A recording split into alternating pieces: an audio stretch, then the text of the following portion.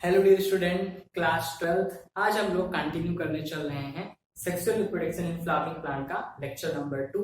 तो कंटिन्यू करते हैं इस चैप्टर को, लेकिन इसके पहले जो है हम लोग बात कर लेते हैं कि इसके पहले के वीडियो में, इसके पहले के लेक्चर में हम लोगों ने क्या क्या पढ़ा है। तो इसके पहले के लेक्चर में हम लोगों ने पढ़ा कि प्लांट में सेक्सुअल रिप्रोडक्शन किसके थ्रू होता है। तो प्लांट में सेक्सुअल रिप्रोडक्शन जो होता है फ्लावर के थ्रू होता है। फ्लावर में जो होते हैं 4 बल्ब्स होते हैं। कौन कौन से? कैलिक्स, कोरोला, एंडोसियम और जाइनोसियम। एंडोसियम जो होता है मेल रिप्रोडक्टिव ऑर्गन होता है, जिसमें कि क्या बनते हैं, जिसमें कि बनते हैं मेल गैमेट्स, जिनको कि क्या बोला जाता है, पॉलन ग्रेन बोला जाता है। तो एंडोसियम किसके बने होते हैं? एंडोसियम जो होते हैं वो कंसिस्ट ऑफ होते हैं स्टेमेन के। कई सारे स्टेमेन, कई सारे पुंकेसर एक साथ इकट्ठा होकर के क्या बनाते हैं? मेल रिप्रोडक्टिव ऑर्गन बनाते हैं, जिसको कि क्या बोलते हैं? जिसको कि एंडोसियम बोलते हैं। इन्हीं स्टेमेन के अंदर दो पार्ट होते हैं, एंथर और फिलामेंट। जो एंथर होता है, एंथर के अंदर में माइक्रोस्पोरोजेनेसिस के थ्रू क्या बनते हैं? माइक्रोस्पोर्स बनते हैं। वो माइक्रोस्पोर्स जो होते हैं उनमें डिफरेंशिएशन होता है और वो कन्वर्ट हो जाते हैं पॉलन ग्रेन में। तो इसके पहले के चैप्टर में हम लोगों ने, इसके पहले के लेक्चर में हम लोगों ने क्या क्या पढ़ लिया है? एंथर के बारे में पढ़ा, पॉलन ग्रेन कैसे बनते हैं इनके बारे में पढ़ा, पॉलन ग्रेन का स्ट्रक्चर क्या होता है इनके बारे में पढ़ा। अब इसके बाद में नेक्स्ट हम लोग कंटिन्यू करते हैं फीमेल रिप्रोडक्टिव ऑर्गन के ऊपर। तो फीमेल रिप्रोडक्टिव ऑर्गन जो होता है वो क्या होता है? फीमेल रिप्रोडक्टिव ऑर्गन जो होता है फ्लावर में, उसको बोलते हैं पिस्टिल। जो पिस्टिल होता है उसी को ही जाइनोसियम भी कहते हैं। तो जाइनोसियम इज कंसिस्ट ऑफ पिस्टिल और कार्पेल, यानी कि जाइनोसियम जो होता है, हम सारे के सारे एक फ्लावर के अंदर प्रेजेंट पूरे के पूरे फीमेल रिप्रोडक्टिव पार्ट को एक साथ क्या बोल देते हैं? जाइनोसियम बोल देते हैं, स्त्री केसर बोल देते हैं। तो जाइनोसियम क्या है? जाइनोसियम है स्त्री केसर।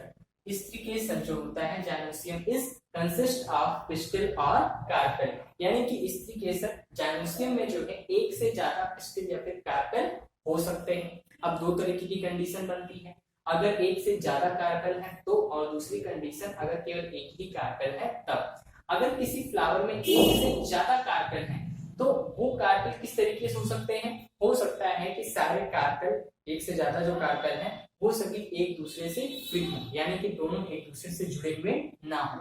तो अगर सारे के सारे कार्पेल फ्री हैं तो उस कंडीशन को बोलते हैं एपोकार्पस। और एपोकार्पस का एग्जांपल मिलता है रोज और लोटस में। एपोकार्पस का एग्जांपल मिलता है रोज और लोटस में। तो जो है रोज का फ्लावर आप लोगों ने देखा होगा कि उसकी पंखुड़ियों के बीच में जो है किनारे किनारे के साइड में क्या होते हैं? एंथर्स होते हैं। और उन एंथर्स के सबसे बीच में एंथर्स, किनारे किनारे एंथर्स, और बीच में जो है कई सारे जो होते हैं कार्पेल दिखाई पड़ते हैं। और सारे कार्पेल एक दूसरे से फ्री होते हैं, यानी कि सारे कार्पेल एक दूसरे से जुड़े हुए नहीं होते हैं। तो उस कंडीशन को बोलते हैं एपोकार्पस। अब इसके बाद में बात करते हैं, अगर एक से ज्यादा कार्पेल है लेकिन सारे कार्पेल एक दूसरे से जुड़े हुए हैं, फ्यूज्ड स्टेट में है, तो उसको बोलते हैं सिनकार्पस। सिन का मतलब सिन का मतलब एक साथ, और कार्पस का मतलब कार्पेल। तो सारे कार्पेल अगर एक साथ जुड़े हुए हैं तो उसको बोलते हैं सिनकार्पस। और सिनकार्पस कंडीशन मिलती है पेपाइवर और हिबिस्कस में। गुड़हल के फूल में जो है सिनकार्पस कंडीशन होती है, यानी कि एक ही स्ट्रक्चर के ऊपर कई सारे जो कार्पेल होते हैं एक दूसरे के ऊपर व्यवस्थित होते हैं। अब नेक्स्ट हम बात करते हैं, अगर किसी फ्लावर में केवल एक ही कार्पेल है। मोस्टली केस में क्या होता है, काफी सारे फ्लावर्स ऐसे होते हैं जिनमें कि केवल एक ही कार्पेल होता है, सिंगल कार्पेल होता है। तो सिंगल कार्पेल की कंडीशन को बोलते हैं मोनोकार्पेल, यानी कि केवल एक ही उसमें कार्पेल है। नेक्स्ट हम बात करते हैं स्ट्रक्चर ऑफ कार्पेल। किसी कार्पेल का स्ट्रक्चर कैसा होता है? तो जो कार्पेल होता है, carpel consist of 3 major parts. Carpel जो होता है वो 3 पार्ट्स का बना होता है, स्टिग्मा, स्टाइल एंड ओवरी। कौन कौन से 3 पार्ट हैं? Stigma, style and ovary. तो यहाँ पर हम लोग एक सरसों के कार्पेल का स्ट्रक्चर जो है देख रहे हैं। जो सरसों है उसका जो कार्पेल होता है, बेसिका का जो कार्पेल होता है वो कैसा होता है? तो एक कार्पेल के 3 पोर्शन है। कौन कौन से हैं? सबसे ऊपर का ये जो लैंडिंग प्लेटफॉर्म है इसको बोलते हैं स्टिग्मा, हिंदी में बोलते हैं वर्तिकाग्र। और उसके बाद ये जो डंठल स्ट्रक्चर है, जो कि स्लेंडर स्ट्रक्चर है, इसको बोलते हैं स्टाइल। स्टाइल जो होती है उसको हिंदी में बोलते हैं वर्तिका। और नीचे का जो बेसल पोर्शन है, स्वेरल पोर्शन है, इसको बोलते हैं ओवरी, या फिर क्या बोलते हैं? अंडाशय बोलते हैं। और ये सब किसके ऊपर लगे होते हैं? जो फ्लावर होता है, फ्लावर जो होता है वो पेडी सीड के ऊपर लगा होता है। और ये जो डंठल जहाँ पे बिल्कुल एंड होती है उसको बोलते हैं थैलेमस या फिर रिकप्टेल, यानी कि इसी प्लेटफॉर्म के ऊपर, इसी थैलेमस के ऊपर क्या क्या लगे होते हैं, कैलिक्स लगे होते हैं, कोरोला लगे होते हैं, और इसके अलावा एंडोसियम लगे होते हैं, और इसके अलावा जो है जाइनोसियम भी इसी जो है थैलेमस के ऊपर सभी बल्ब्स क्या होते हैं, प्रेजेंट होते हैं। तो सबसे बीच में क्या प्रेजेंट होता है, सबसे बीच में कार्पेल प्रेजेंट होता है, और ये कार्पेल के तीन पार्ट हो गए, स्टिग्मा, स्टाइल और ओवरी। इसी ओवरी के अंदर जो होता है ओव्यूल प्रेजेंट होता है, और इसी ओव्यूल में क्या बनते हैं, फीमेल गैमीट्स बनते हैं। ओव्यूल के अंदर क्या बनते हैं, फीमेल गैमीट बनते हैं। ओव्यूल जो होता है, इस ओवरी के अंदर जो होता है प्लेसेंटा के ऊपर एक कुशन लाइक स्ट्रक्चर होता है, प्लेसेंटा, जो कि न्यूट्रिशन देने का काम करता है, उसी के ऊपर ये ओव्यूल्स जो होते हैं वो लगे होते हैं। नेक्स्ट अब इसके बाद हम कंटिन्यू करते हैं मेगा स्पोरेंजियम या फिर ओव्यूल। हम इस ओव्यूल के बारे में, जो कि ओवरी के अंदर प्रेजेंट है, एक ओवरी में मोस्ट सामान्य केस में क्या होता है, कॉमन केस में क्या होता है कि एक ओवरी के अंदर केवल एक ही ओव्यूल प्रेजेंट होता है, तो हम उस ओव्यूल के स्ट्रक्चर को पढ़ते हैं। ये कैसा ओव्यूल है, ओव्यूल जो होते हैं वो स्ट्रक्चर के आधार पे 6 टाइप के होते हैं। ये जो है एनाट्रापस टाइप का, एनाट्रापस,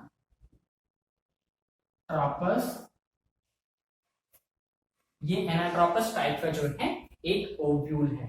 एनाट्रोपस का मतलब प्रतीकवर्ती होता है, यानी कि पूरा का पूरा ये जिस डंठल के साथ में लगा हुआ है, इसके ऊपर लगा हुआ है कुशन लाइक स्ट्रक्चर, प्लेसेंटा के ऊपर ओव्यूल जो होता है वो फ्यूनिकल की सहायता से जुड़ा होता है। तो अगर ये पूरा का पूरा ओव्यूल जो होता है 180 डिग्री घूम करके नीचे की तरफ आ जाता है, तो उस टाइप की कंडीशन को बोलते हैं एनाट्रोपस कंडीशन। तो एनाट्रोपस कंडीशन का जो एक ओव्यूल है वो इस तरीके से दिखाई पड़ता है। ये जो होता है ओव्यूल जो होता है ये किसके अंदर प्रेजेंट होता है, ओवरी के अंदर जो होता है ये प्रेजेंट होता है। तो ओवरी के अंदर क्या प्रेजेंट है, ओवरी के अंदर प्रेजेंट है ओव्यूल। ओव्यूल जो होता है वो प्लेसेंटा से फ्यूनिकल की सहायता से, एक डंठल होता है जिसको कि फ्यूनिकल बोलते हैं, उसकी सहायता से ये जुड़ा होता है। तो फ्यूनिकल क्या करता है, अटैचमेंट का काम करता है, किसके साथ में, प्लेसेंटा के साथ में अटैचमेंट का काम करता है।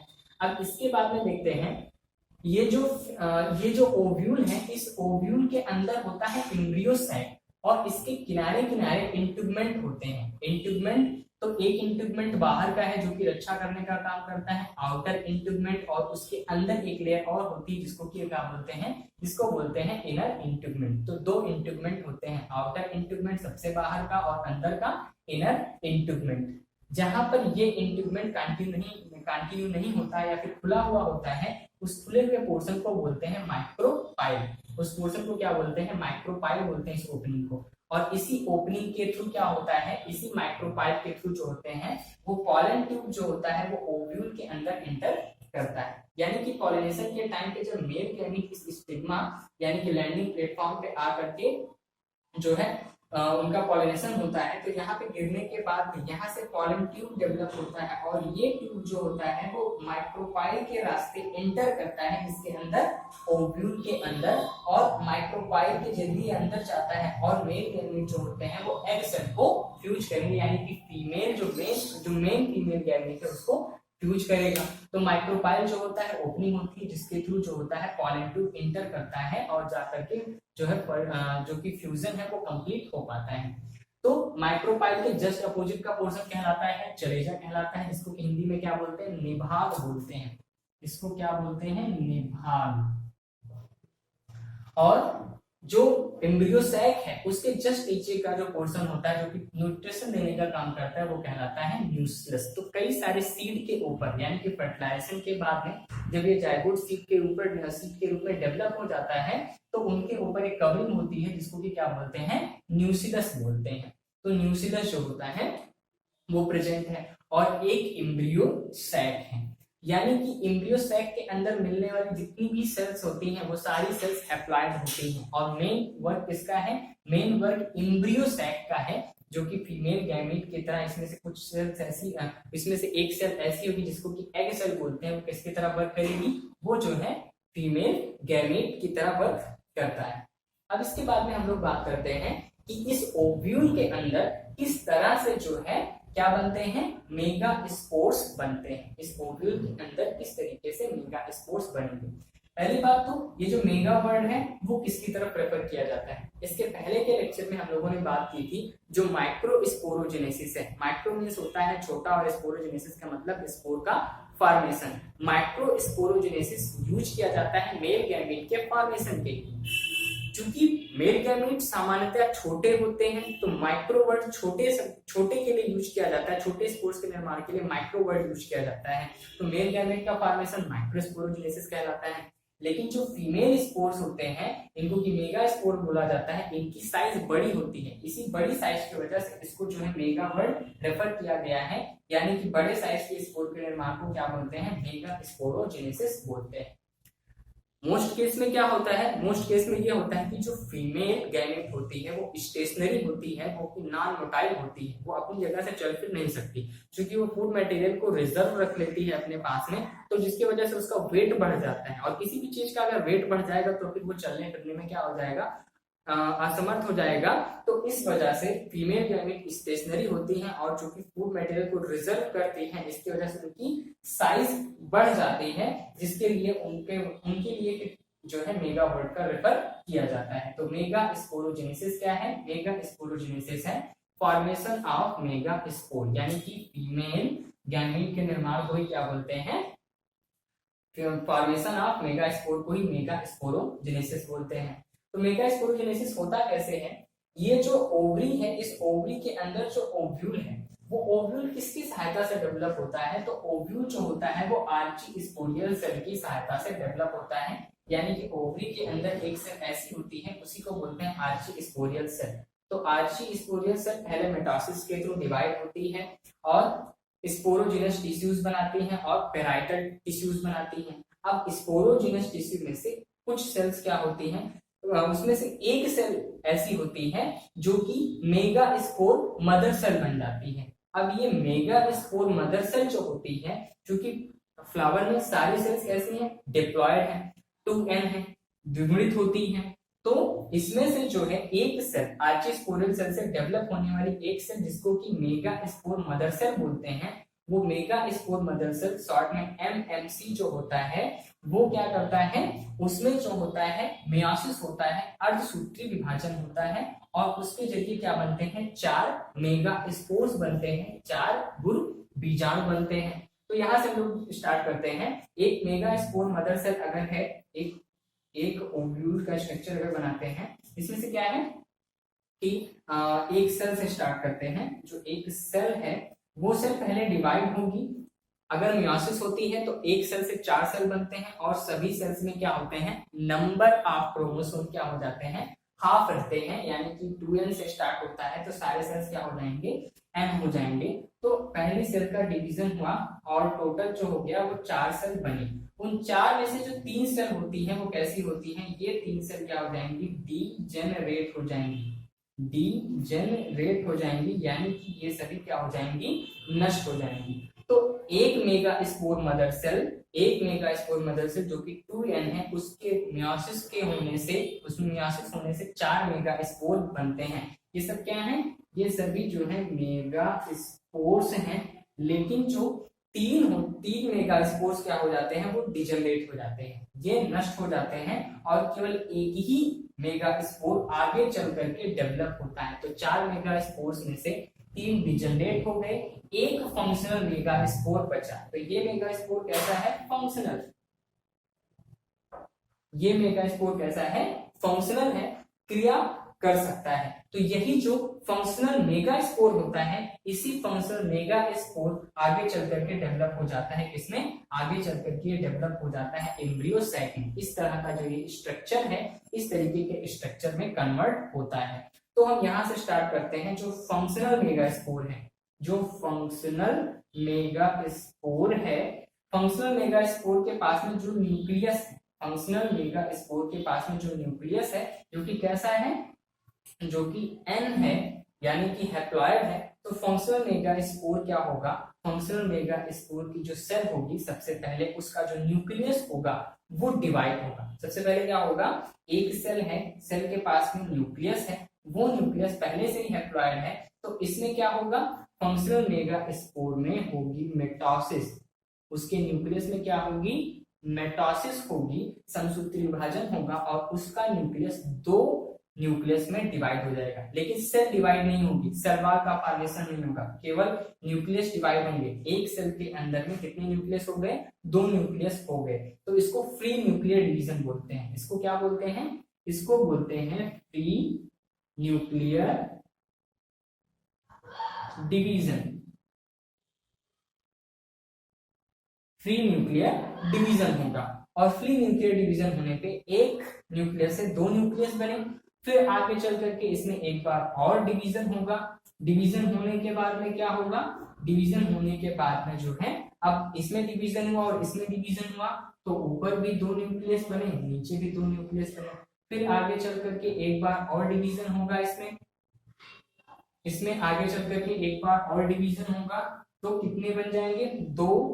दो से चार यहाँ बन गए, दो से चार यहाँ बन गए, तो टोटल जो हो गए तीन यहाँ पर बने, तीन यहाँ पर बने और दो जो है बीच में, यानी कि चार न्यूक्लियस में डिवीजन होने पे क्या बन गया? चार न्यूक्लियस में डिवीजन होने पे टोटल 8 न्यूक्लियस बन गए। कितने न्यूक्लियस बन गए? टोटल 8 न्यूक्लियस बन गए। लेकिन ये न्यूक्लियस जब बने तो इन न्यूक्लियस के बनने के बाद में अब इनके चारों तरफ सेल वॉल का फॉर्मेशन होने लगा। तो जब ये चार थे, चार से जब 8 बन रहे थे, उस टाइम पे 8 में से 3 जो होते हैं अपोजिट साइड में चले गए, 3 अपर साइड में चले गए, 3 लोअर साइड में चले गए और उसमें से 2 जो है न्यूक्लियस वो चले आए बीच में। तो अभी सब ये सभी फ्री न्यूक्लियस है। अब इन सभी फ्री न्यूक्लियस के चारों तरफ क्या होगा? सेल वॉल का फॉर्मेशन होगा। लेकिन यहाँ पर क्या चीज इंटरेस्टिंग है, ये जो बीच में जो दो न्यूक्लियस होते हैं, ये दो न्यूक्लियस एक साथ फ्यूज होते हैं, यानी कि इन दोनों न्यूक्लियस को एक सेल वॉल क्या करती है? कवर करती है। तो इस तरीके से अगर हम देखेंगे तो इस तरीके से टोटल कितनी सेल्स हमको मिलेंगी? इस तरीके से टोटल जो हो गए हमको 3 सेल ऊपर, 3 सेल नीचे, यानी कि 3 सेल माइक्रोपाइल की तरफ होती हैं, 3 सेल जो होती हैं वो चलेजा की तरफ होती हैं और दो बीच में जो न्यूक्लियस है, यानी कि एक सेल जो बन गया, अब ये एक सेल बीच में होता है, इसको क्या बोलते हैं? Polar nuclei. इसको बोलते हैं पोलर न्यूक्लियाई। तो पोलर न्यूक्लियाई क्या हो गया? उसमें दो न्यूक्लियस है, यानी कि ये कैसा होगा? ये 2n होगा।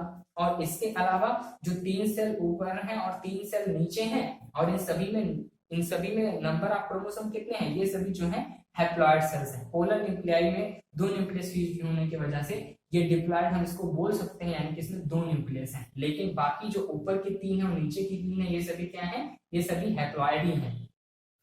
तो इस पूरे के पूरे स्ट्रक्चर को, जो कि ये एक एम्ब्रियो सैक का स्ट्रक्चर है, ये क्या है? एम्ब्रियो सैक का स्ट्रक्चर है। तो एक एम्ब्रियो सैक में टोटल कितनी सेल हैं? एक एम्ब्रियो सैक में टोटल जो होती हैं, टोटल 7 सेल होती हैं। तो 7 सेल, ये टोटल कितनी हो गई? टोटल 7 सेल हो गई, 7 सेल और कितने न्यूक्लियस है? 8 न्यूक्लिएट। 7 सेल और 8 न्यूक्लिएट। एक एम्ब्रियो सैक कैसा होता है?